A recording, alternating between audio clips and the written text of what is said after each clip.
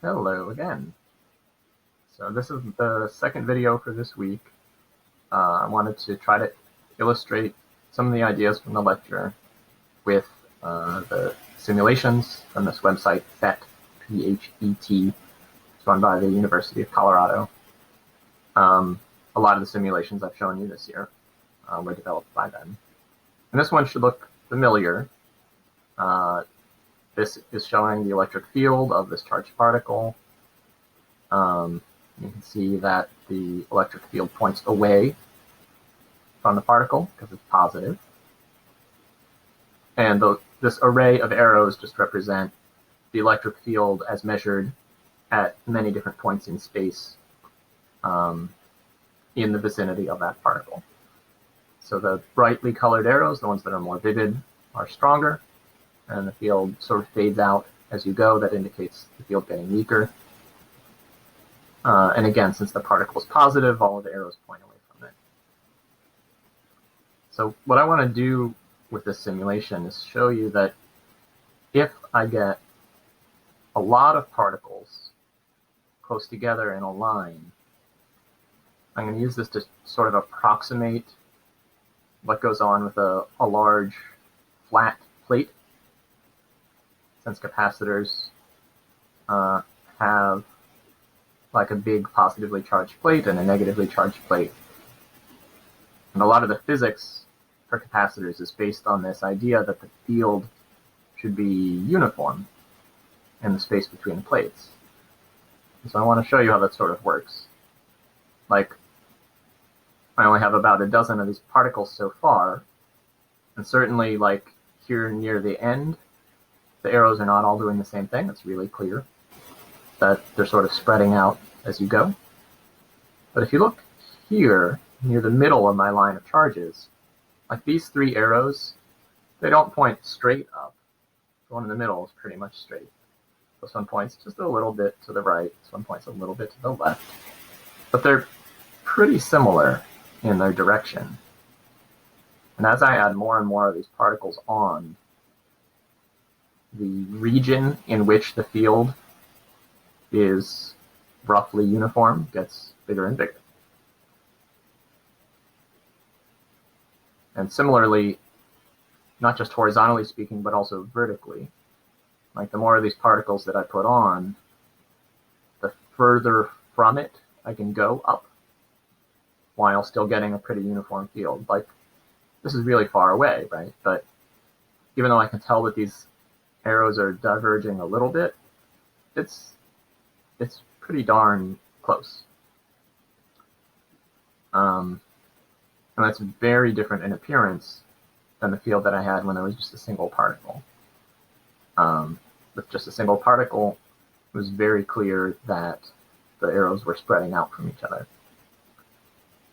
But for a capacitor, we want the field to be as uniform as possible, and you can get that by having a long, flat arrangement of particles.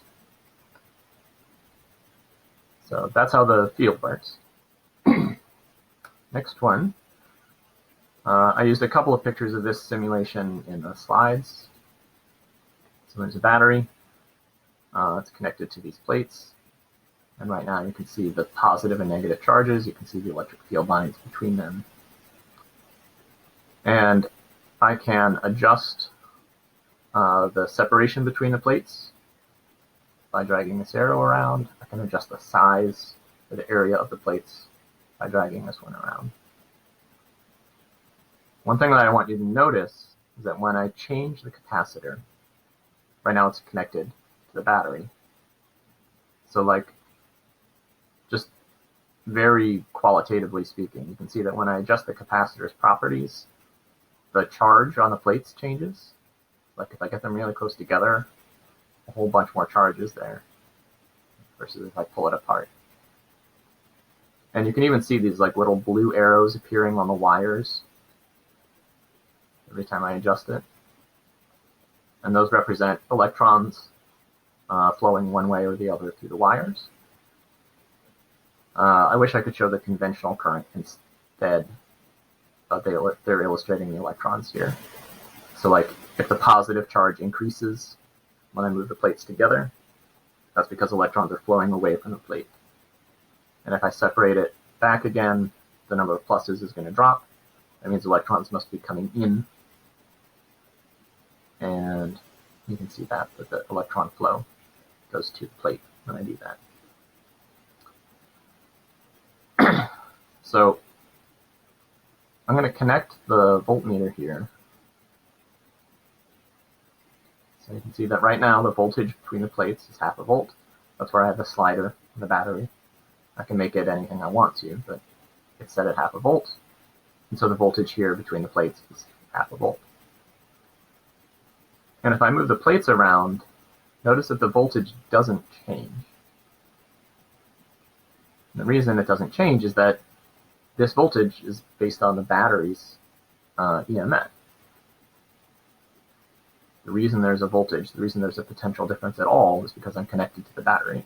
So whatever the heck I do to these plates, it doesn't matter. The voltage is going to stay at whatever the battery says it should be.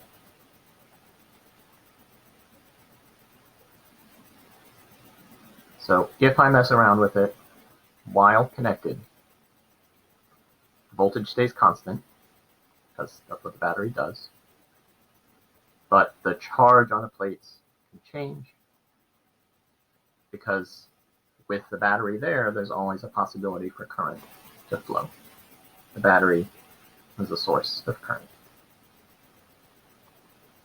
Now, if I disconnect the capacitor, now it is isolated. There's no way for current to flow in or out of the device. And so when I change the properties now, for one thing, you can see that the amount of charge on the plate is no longer changing. Right? Those pluses and minuses, they aren't getting any more dense or less dense. The electric field, as I change the separation, the electric field between the plates stays constant. That's because the electric field ultimately is based on the charge density, like coulombs per square meter sort of density. If I change the area of the plates, and make the plates much bigger, I still have the same charge. So I allowed the charge to spread out over a larger plate. That does weaken the electric field. And you could see that the field lines spread out. Remember, the density of the field lines is proportional to the strength or the magnitude of the field. So if I make the plates tiny, there's a stronger field. If I spread out that charge over a bigger plate, then I get a weaker field. So what does all this do to the voltage? Put it there. So when I change the plate area, you can see if the voltage is being affected. Small area gives me a higher voltage. Big area gives me a smaller voltage. And that's because the voltage that you get, since this is a uniform electric field, the voltage, or the potential difference, depends on E times D, where D is the distance between the plates. So when I make the plates big, E gets smaller, but I didn't change the distance, D.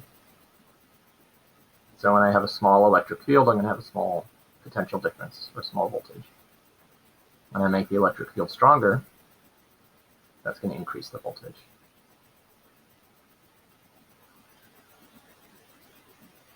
If I change the distance between the plates,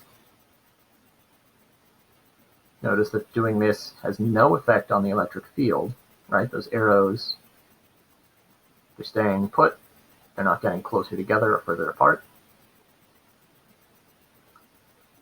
But this also changes the voltage. So when separation is small, the voltage is also small. When the separation is big, the voltage is big. And that's again because the voltage, the potential difference, is equal to E times D. So now I'm holding E, the electric field constant, but I'm changing D. So if D gets really small, then there's not many volts. If D is big, then you get more volts. Again, you can think of electric field in terms of volts per meter. That's one of the units for electric field. So for a given electric field, if you change the distance, that's going to change the amount of volts you get too. But in all of these manipulations here, as long as the capacitor is disconnected, the charge Q on the plates stays the same. So if it's disconnected like this, fixed Q, but a varying V, versus when it's connected to the battery, I have a fixed V. My probes came off. Now I have a fixed V, right? No matter what I do, voltage stays the same. But the Q value, the amount of charge on the plate, is changing all the time. Okay. And then the last thing I want to show you is a circuit layout. The circuit may look a little bit complicated because, go to conventional current. It may look a little complicated because I have these two separate switches.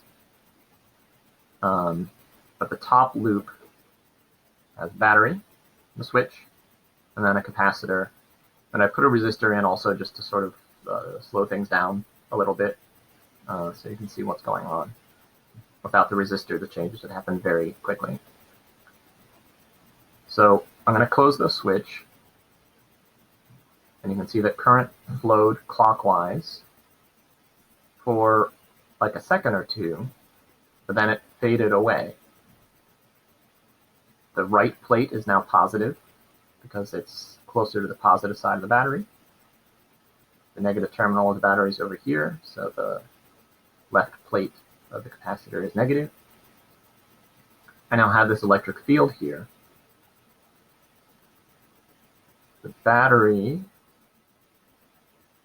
is a 9-volt battery.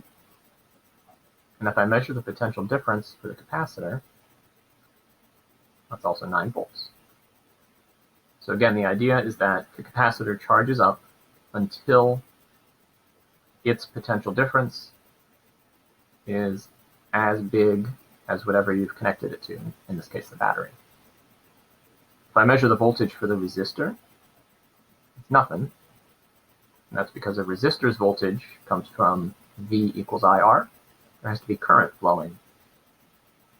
But there's no current flowing anymore because the capacitor is already full. And so the voltage for the resistor is 0. So I've opened up the switch. Notice the capacitor is still charged. In order for the capacitor to become empty, to discharge, I have to allow these positive charges on the plate to go somewhere. And that's what the bottom half of the circuit is for. When I close this switch, I'm now going to have a path like that. And so current will be able to flow clockwise from the positive plate to the negative plate. And so again, it flows for a couple of seconds.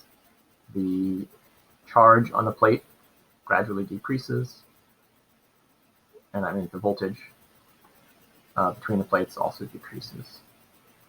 So that should be 0 now. And since there's nothing currently going on in the circuit, the voltage for the resistor also 0. I'm going to charge it up again and take a look at the voltage reading. I have it over the resistor now.